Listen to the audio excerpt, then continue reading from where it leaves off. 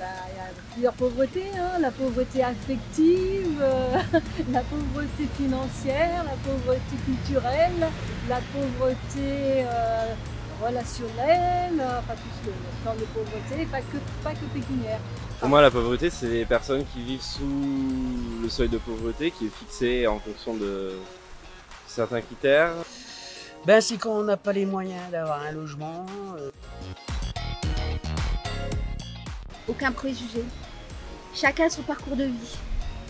Vous avez des personnes qui ont pu être PDG, qui ont pu avoir une profession et être confrontées à malheureusement des problèmes de vie, de couple, etc.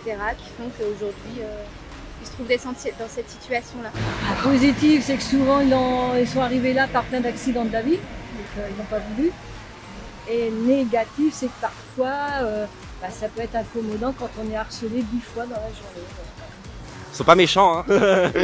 Non, ils sont pas méchants et j'ai plus du positif dans le sens où c'est quand même des personnes sympas, des personnes humaines, très sociables et voilà. Malheureusement, il y en a beaucoup qui baissent les bras parce que les SDF, c'est une mauvaise image par rapport à des gens. Combien de fois on m'a dit va travailler fainéant, t'as pas honte d'être là.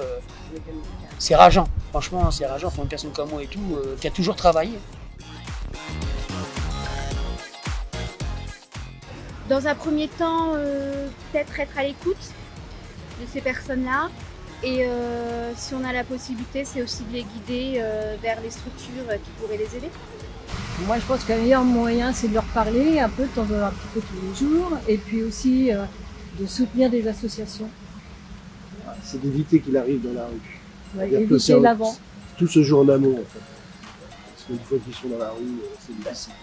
Souvent parler avec eux, parce qu'ils ont besoin de sociabilité quand même. On avait le projet de faire le tour de France pour venir à la rencontre des SDF, pour savoir ce qu'il leur fallait vraiment pour s'en sortir, c'est-à-dire pour une ascenseur sociale, pouvoir se laver, les aider pour avoir un logement, s'habiller, tout ce qui est médical aussi. Et nous, ça nous tenait à cœur parce qu'on est passé par là. Il faudrait que les gens de là-haut pensent aux gens qui sont tout en bas et arrêter de se leurrer et se mettre des œillères. Il y a des gens malheureusement qui n'ont pas eu de chance dans leur vie, donc il faut vraiment les aider. Donc les politiciens, faites quelque chose pour les personnes, pas seulement les personnes sans abri, mais d'autres personnes dans la précarité. Faire l'état des lieux de l'usine de la fabrication de la pauvreté, parce qu'elle existe cette usine. Il faut juste la chercher, comprendre comment elle fonctionne, comment on peut y remédier à chacun des stades, pour éviter justement au bout du bout d'avoir des gens qui sont dans la rue. Mais il y en aura toujours, sauf qu'on devrait pouvoir mettre en place un système de boulot dans lequel on trie de plus en plus pour essayer d'agir au bon moment. Et ça commence très jeune, tout petit, à la détection des milieux sociaux qui sont générateurs de pauvreté. Je sais qu'à Toulouse, ils ont mis en place des foyers où ils peuvent dormir la nuit. Il n'y en a pas beaucoup, mais c'est déjà ça en fait, à grande échelle que ça peut se faire.